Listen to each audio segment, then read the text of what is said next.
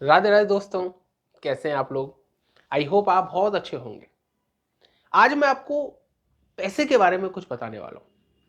Astrology और money बहुत कुछ रिवील करता है। एस्ट्रोलॉजी आपकी कुंडली बहुत कुछ बताती है। कुंडली के माध्यम से आप ये पता लगा सकते हो कि आप लाइफ में कितना स्ट्रगल करोगे, कितना मेहनत करोगे। काफी लोग आपने देखे होंगे कि उनके पैटर्नल फादर के पास खूब पैसा है, लेकिन व्यक्ति फिर भी स्ट्रगल कर रहा है। वो उसकी उसकी खुद की चॉइस होती है। वो खुद अपनी लाइफ में वो चीजें अट्रैक्ट करता है। पैसा अगर आपकी लाइफ में है तो आपकी लाइफ बहुत इजी हो सकती है। पैसा बहुत इंपॉर्टेंट टूल है लाइफ का, बहुत इंपॉर्टेंट टूल। हम जो भी कुछ कर रहे हैं किसके लिए कर रहे हैं? पैसे के लिए। ये बात अलग है कि काफी पैसे वाले लोग mentally pressure, mentally tension face कर रहे होते हैं। तो उसका लॉजिक भी मैं आपको बताऊंगा कि वो कैसे अट्रैक्ट करते हैं, कैसे कम किया जा सकता है। ये जो कुंडली दिख रही है ना, ये बहुत वैज्ञानिक चीज है। पूरी एस्ट्रोलॉजी बहुत साइंटिफिकल है। सारी चीजें एक दूसरे से बहुत सॉलिड तरीके से रिलेट करती है। तो आज हम सिर्फ मनी योग के बारे में बात करेंगे कि कुंडली से पैसे कैसे देखा जाए।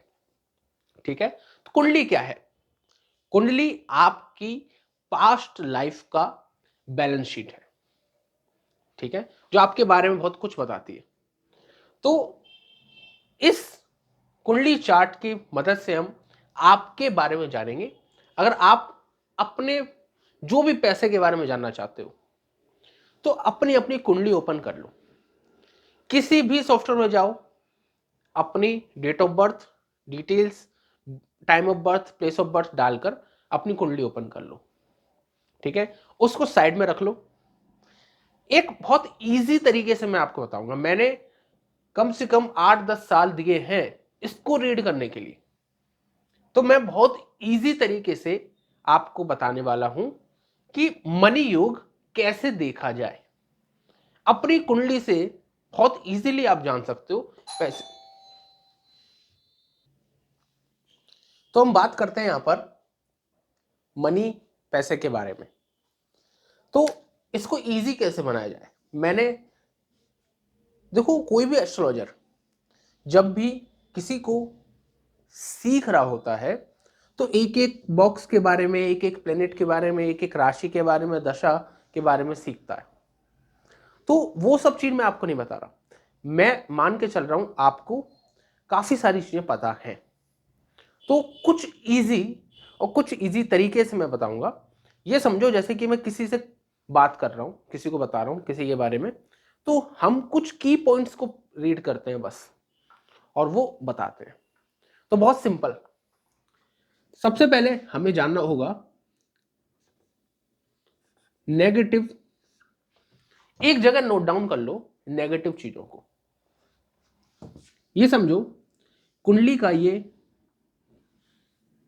फर्स्ट हाउस होता है। चाहे आपकी राशि कोई भी लिखी हो, यहां पर 2 नंबर लिखा हो, 3 नंबर लिखा हो, 6 नंबर लिखा हो, कुछ भी लिखा हो, लेकिन ये आपकी कुंडली का फर्स्ट हाउस है। तो 1, 2, 3, 4, 5, 6, 7, 8, 9, 10, 11, 12।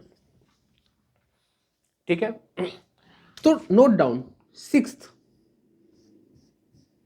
8th, 12th and 3rd। ये जो हाउस है ये बैड हाउस है, खराब हाउस है। Note down 1st, 3rd, 6th, 8th and 12th house are negative. ये हाउसेस नेगेटिव है। मैं क्या कह रहा हूं? हाउस की बात कर रहा हूं, राशि की बात। बहुत सारे लोग गड़बड़ करते हैं यहां पर कि मैं यार 8, आपकी कुंडली में हो सकता है 8 यहां लिखा हो, यहां लिखा हो, तो वो 8 हाउस नहीं है। 8th हाउस यही है, चाहे नंबर कोई भी लिखा हो। ठीक है, तो note down 3, 6, 8, 12 house are negative. Clear? Next, 3, 6, 8, 12 भाव के स्वामी ऑल्सो आर नेगेटिव। ठीक है। अगर मैं बात करता हूं मेष लगन की कुंडली की, ये मेष लगन की कुंडली मैंने बनाई है। मेष लगन की कुंडली के लिए छठे भाव का स्वामी हुआ बुध यानी मरकुरी, 8वें भाव का स्वामी हुआ मंगल यानी मार्स, 12वें भाव का स्वामी हुआ जुपिटर और 3rd का हुआ बुध। तो ये लॉर्ड, ये प्लैनेट्स नेगेटिव है। क्लियर? बहुत सिंपल, अभी तक सिंपल चल रहा है। ये क्लियर हुआ? मैं आपको एक आइडिया और दे देता हूं, क्योंकि आप अगर पहली बार आए हो, आपको अगर नहीं समझ में आ रहा, तो मैं एक चार्ट और बनाता हूं।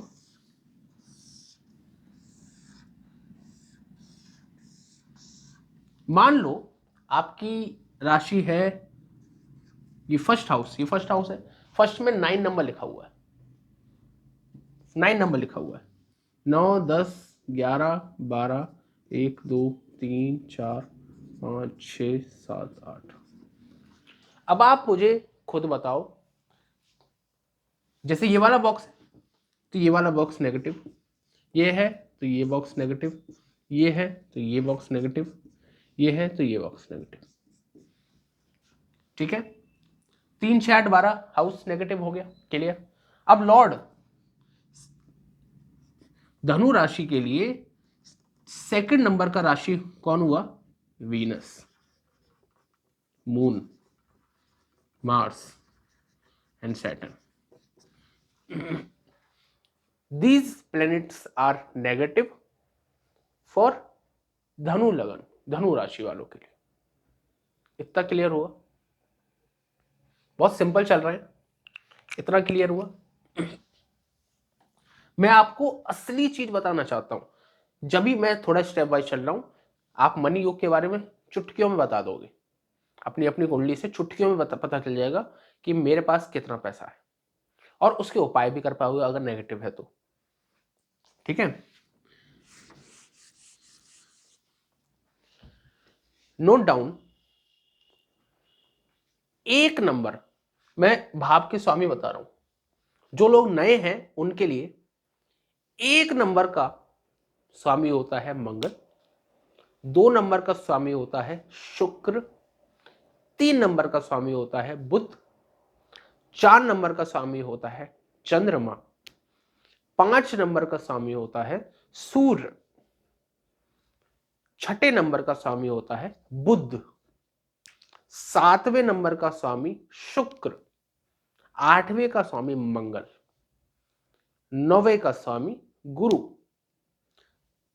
10वें का स्वामी शनि, 11वें का स्वामी भी शनि और 12वें का स्वामी गुरु। अब आप इजीली निकाल सकते हो कि मेरे 6ठे का स्वामी कौन है, 8वें का स्वामी कौन है, 12वें का और 3rd का स्वामी कौन है। अब यहां पर देखो, अभी तक हम नेगेटिव की बात कर रहे हैं। तीसरे का और 12वें का दोनों का स्वामी बुध बना, यानी बुध हाईएस्ट नेगेटिव प्लेनेट है। बुध हाईएस्ट नेगेटिव प्लेनेट है मेष लगन के लिए। क्लियर? 3rd, एक चीज समझो, एक होता है नेचुरल, एक होता है फंक्शनल। ये सारे प्लेनेट फंक्शनल, मतलब हर कुंडली के हिसाब से नेगेटिव है। एक होता है नेचुरल, नेचुरल मतलब राहु, केतु, शनि, मार्स, ये सारे नेचुरल अशुभ प्लेनेट है। और नेचुरल अशुभ, इतना क्लियर हुआ? सिर्फ इतना ही है। अब हम बात करेंगे नेक्स्ट चीज, मनी के बारे में हम बात कर रहे हैं ना, पैसे के लिए आपकी लाइफ में। सिंपल, कोई भी मुझसे बात करता है कि सर मैं करियर के बारे में जानना चाहता हूं, तो मैं क्या देखूंगा? मैं देखूंगा उसका 10th house, 11th house, second house और 9th हाउस। मैं सिर्फ ये हाउसेस को देखूंगा। सबसे पहला होता है कर्म यानी वे ऑफ प्रोफेशन। दूसरा होता है इनकम। थर्ड होता है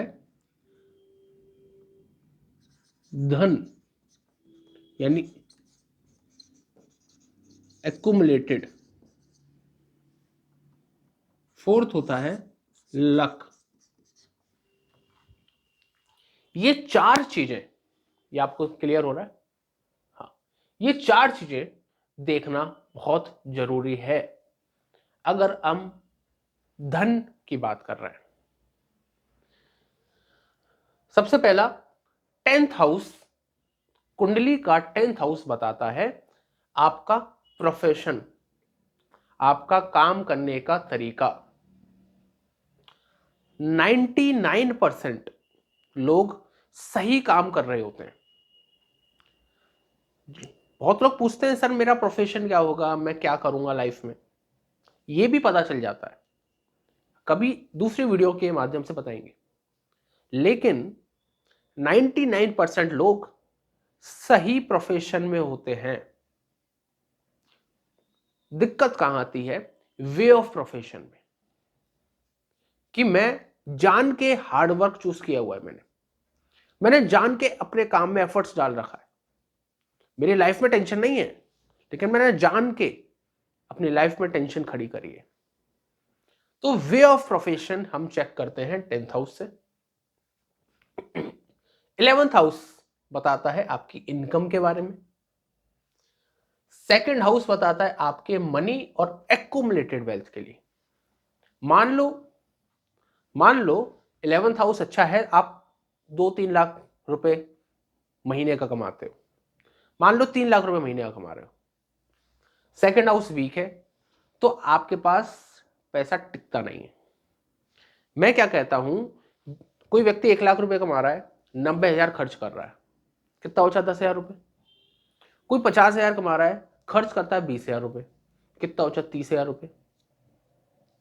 तो 50,000 वाला ज्यादा अमीर हुआ, आप अमीर नहीं हुए।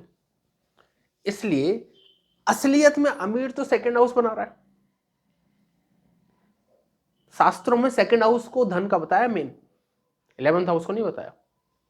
जो पैसा बचा पाता है वही पैसे वाला है, उसी के पास फाइनेंशियल फ्रीडम है, वही व्यक्ति इन्वेस्ट कर सकता है, वही व्यक्ति बहुत कुछ कर सकता है जिसके पास पैसा बचा हुआ है। या 10 लाख रुपए आप कमाते हो, सारा उड़ा देते हो, क्या आपके पास बचा? कुछ भी नहीं। इसलिए ये फोर्थ आता है लक, कि आपका लक कितना साथ देता है, आप कितना हार्डवर्क चूज करते हो। ठीक है, तो अभी तक आप इतना आइडिया समझ पा रहे होंगे। इतना आइडिया बहुत सिंपल है। अभी हम एक छोटा सा मैं आइडिया देता हूं। ये सारी नेगेटिव चीजें हमने चूज करी थी।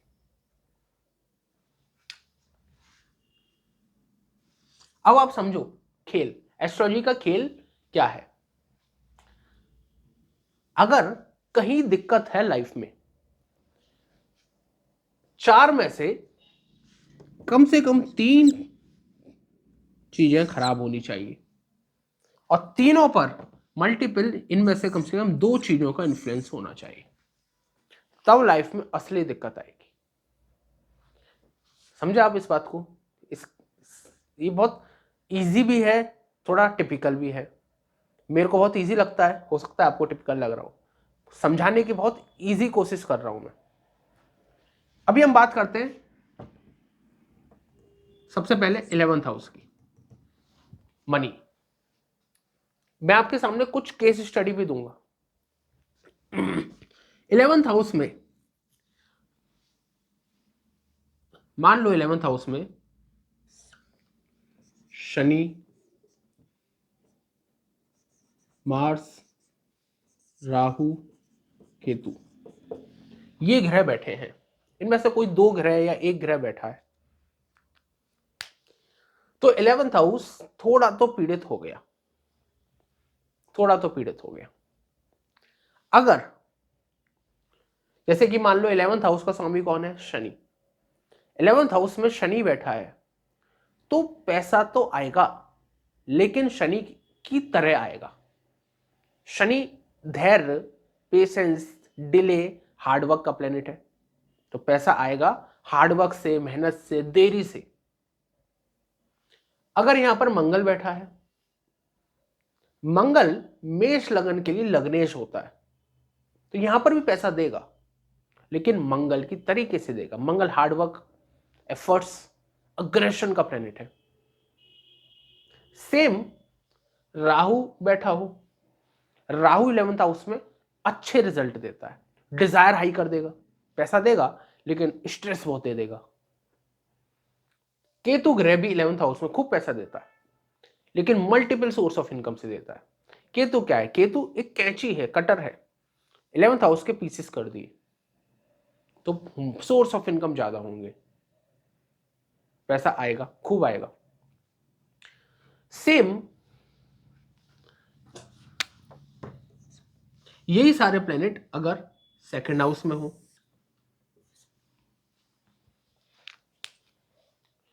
तो सेम स्थिति सेम है, पैसा बचाओगे। ये तो पैसा आने का है, ये पैसा बचाने का है। कि मंगल शनि राहु केतु यहां बैठे हैं तो उनका स्वभाव ऐसा हो जाएगा। अभी थोड़ी थ्योरेटिकल बात कर रहा हूं, एग्जाम्पल आपके सामने लूंगा तो आपको ज्यादा इजी होगा, ज्यादा समझ में आएगा। Same 10th house, same 9th house. अभी तो हमने हाउस की बात करी है, सेम यहां पे लॉर्ड की बात भी होती है कि इन सभी के प्लेनेट के लॉर्ड। इस वीडियो को कम से कम 2-3 बार आपको देखना पड़ेगा, आपको समझ में आ जाएगी कहानी कि मेरे पैसे की कहानी क्या है। ठीक है, मैंने ये वीडियो एक वीडियो कंसोलिडेट आपके लिए इसलिए बनाया है, आप एक अच्छे से आपको पूरा एक जगह सब कुछ मिल जाए। नहीं तो मैं अगर बनाता कि 9th हाउस का प्लेनेट क्या बताएगा, 10-12 वीडियो बन जाती, आपको मजा नहीं आता। ये कंसोलिडेट पनी योग का वीडियो है, आपको पूरा समझ में आ जाएगा, पूरी कहानी समझ में आ जाएगी। अगर अब देखो यहां पे, ये तो हमने हाउस की बात करी है, इन सभी का जो लॉर्ड होते हैं वो बहुत कुछ कहते हैं। मान लो सेकंड लॉर्ड थर्ड हाउस में हो, छठे भाव में हो, 8वें में हो, 12वें में हो, तो क्या है? नेगेटिव है, तो कुछ ना कुछ नेगेटिव हो गया। पैसे, क्योंकि बचाने का घर है, तो यहां पर अगर आ गया सेकंड लॉर्ड तो पैसा बचाने में दिक्कत आएगी, पैसा बचा नहीं पाओगे।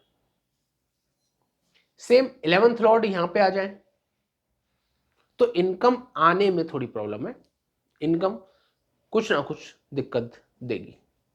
आप अपनी अपनी कुंडली ओपन कर रखी है, खुद देखिए, एग्जाम्पल भी दूंगा मैं आपको।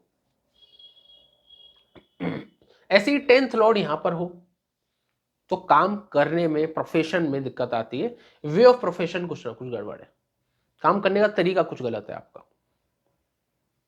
Same 9th Lord, 9th Lord अगर इधर बैठा हो तो चाइल्ड लाइफ में कितना ही आपके पास, फादर के पास, आपके पैटर्नल के पास खूब पैसा हो, लेकिन अपनी लाइफ में आप जान के प्रॉब्लम खड़ी करते हो, जान के बहुत सारी प्रॉब्लम्स लाइफ अट्रैक्ट होते हैं। बहुत लोग होते हैं कि मेरे फादर फादर के पास तो खूब है, लेकिन मैं अपने आप से कमाना चाहूंगा, अपने आप मेहनत करना चाहता हूं, तो वो इसी वजह से होती है। अब मान लो नेगेटिव प्लेनेट कौन है? असलियत में 3, 6, 8, 12 के स्वामी अगर सेकंड लॉर्ड सेकंड हाउस में, तीसरे का मतलब मंगल, बुध, गुरु, कोई भी यहां पर बैठा हो, इसका स्वामी यहां बैठा हो, 8वें में बैठा हो, तब असलियत में प्रॉब्लम चालू होती है। एक छोटी सी बात मैं बता दूं, अभी तक तो थ्योरेटिकल बात चल रही है, लेकिन अगर आप समझ पा रहे हो तो कनेक्ट कर पा रहे होंगे असली क्या है, असलियत क्या है। समझो, किसी भी चीज को अगर हमें प्रेडिक्ट करना है, एनालिसिस करना है, तो PAC, ये 3 चीजों का इन्वॉल्वमेंट होना बहुत जरूरी है। PAC, placement, aspect, conjunction. और किसी भी चीज को अगर हम देख रहे हैं तो हाउस, प्लैनेट और कारक, शायद नीचे हो गया, थोड़ा ऊपर कर देते हैं।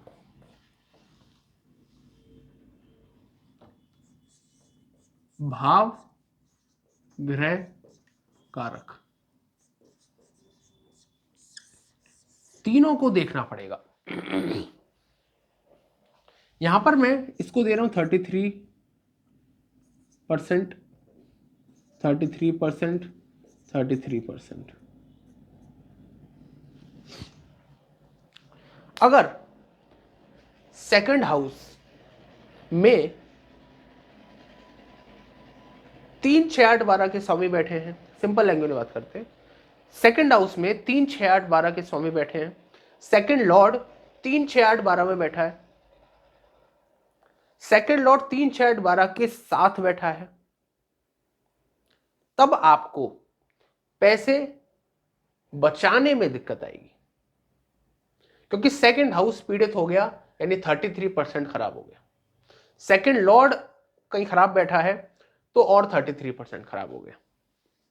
और सेकंड हाउस का कारक होता है गुरु ग्रह।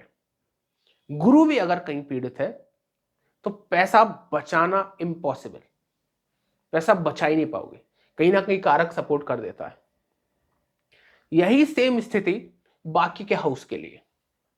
11th हाउस में कोई 3, 6, 8, 12 का स्वामी बैठा हो, 11th लॉर्ड 3, 6, 8, 12 में बैठा हो या उसके साथ बैठा हो, आस्पेक्ट कर रहा हो, PAC, प्लेसमेंट कहीं बैठा हो खराब, आस्पेक्ट खराब प्लेनेट देखता हो। खराब प्लेनेट कौन कौन हुए, ये सब हर कुंडली के अलग अलग होंगे, आप नोट डाउन करो, आप खुद जान लोगे। कंजंक्शन, सेम, कंजंक्शन भी अगर ऐसा हो, खराब हो, कंजंक्शन क्या होता है, साथ बैठे हो, तो वो 11th हाउस में होगा तो इनकम में प्रॉब्लम होगी, इनकम कहीं ना कहीं खराब होगा।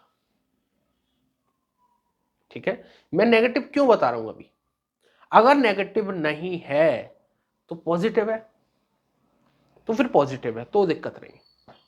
अगर नेगेटिव पॉजिटिव दोनों है तो मिक्स होगा, मिक्स होगा। तो ये खेल आप समझ गए। Same 9th house, same 10th house, same तरीके से हम देखते हैं। हमारे टीचर कहते थे कि एक प्लेनेट को देखना सीख लो, एक हाउस को देखना सीख लो, सब हाउस को, सब प्लेनेट को एक ही तरीका है देखने का। तो मैंने तो अभी तक एक ही चीज देखना सीखा, सब कुछ एक ही से काम चल जाता है। तो आई होप आप इतनी चीज समझ गए होंगे। तो अब हम लेते हैं एग्जाम्पल, नेक्स्ट लेते हैं एग्जाम्पल।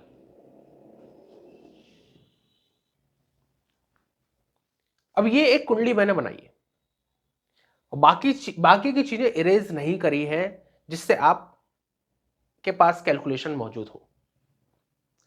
ये मैं बाद में बताऊंगा ये कुंडली किसकी है, लेकिन एक कुंडली को देखकर आपके पास एक ऐसा आइडिया होना चाहिए कि ये व्यक्ति की कुंडली किस प्रकार के पर्सन की होगी। इमेजिनेशन में चले जाओ। ज्योतिष का मजा तभी है तब आप कुंडली को देख के खुद से बता पाओ कि ये व्यक्ति कैसा है। सामने वाला बता दे तो क्या फायदा। ठीक है, तो असली ज्योतिष ये है। यहां पर हम 10th हाउस को देखो, पहले कौन बैठा है, शनि बैठा है। एग्जाम्पल, 3, 6, 8, 12 भाव खराब हुए, इसके लिए तीसरे का स्वामी हुआ सन, छठे का स्वामी हुआ मार्स, 8वें का स्वामी हुआ शनि, 12वें का स्वामी हुआ वीनस।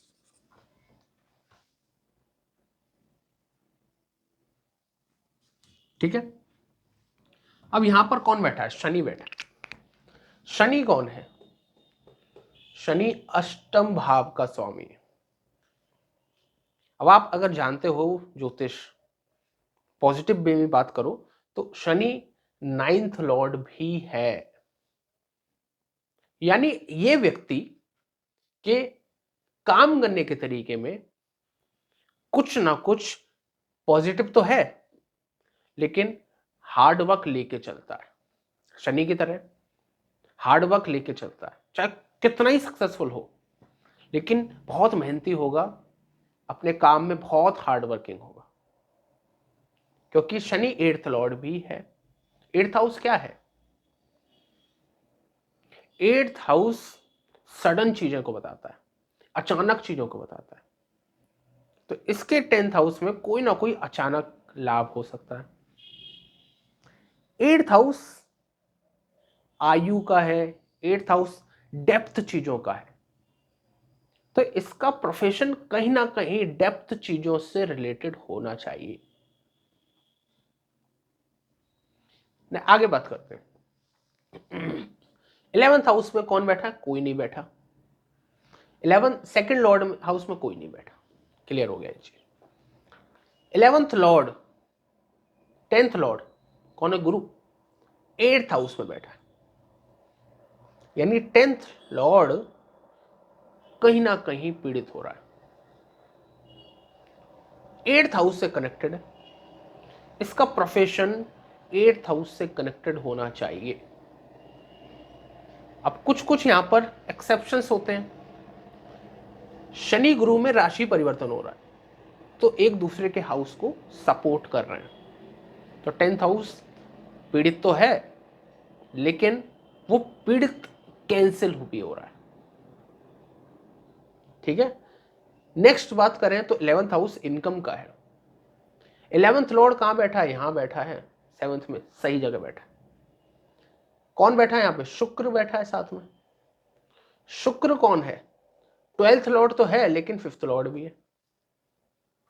तो यानी 12th हाउस से संबंधित तो है, यानी 12th हाउस फॉरेन चीजों को बताता है, फॉरेन ट्रेवल को बताता है, बाहर के देश बताता है, लेकिन पॉजिटिव भी है। तो यानी धन तो है, पैसा तो आएगा, चाहे वो थोड़ा सा हार्डवर्क से आ रहा है। बुध भी बैठा है। बुध कौन है? लगन लॉर्ड, यानी पैसे कमाने के योग हैं, दिखते हैं। इमेजिन कर रहे हो आप ऐसे व्यक्ति को कि काम में हार्डवर्क है, कुछ ना कुछ 8th हाउस से कनेक्टेड है, पैसे कमाने के योग हैं। सेकंड हाउस, सेकंड लॉर्ड कहां बैठा है? 7th में, यहां पर 5th हाउस में। कोई अशुभ प्रभाव नहीं है, यानी पैसा बचा भी लेगा, पैसा बचा भी लेगा। 9th लॉर्ड यहां बैठा है, फिर 8th हाउस से कनेक्टेड है, शनि बन के बैठा है। यानी जान के कोई ऐसा काम चूज करेगा जो हार्ड वर्किंग वाला हो, मेहनत वाला हो। इसको कौन देख रहा है? मंगल ग्रह 4th हाउस से देख रहा है। मंगल ग्रह अगेन 11th लॉर्ड है। बहुत सुंदर कुंडली है, बहुत सुंदर कुंडली। अब मैं बता देता हूं ये व्यक्ति कौन है। ये व्यक्ति वैसे तो मेरे जानकार हैं, और ये व्यक्ति साल का कम से कम 8 से 9 डिजिट का मनी अर्न करते हैं। मैं इससे ज्यादा इनके बारे में नहीं ओपन कर सकता, लेकिन ओपन क्या, आप खुद कुंडली से जज करो वैसे कैसा व्यक्ति है, सेम ऐसा ही है। और किसी दिन हम रिवील करेंगे और एग्जांपल लेंगे। तो एक मैंने आपको वो चीज आपको बताई है आज, जो आप अपनी कुंडली से बहुत कुछ जान सकते हो, बहुत कुछ जान सकते हो। तो आप सभी कुंडली को जज करो, सीखो, देखो, और कोई डाउट हो हमें कमेंट करो। राधे राधे।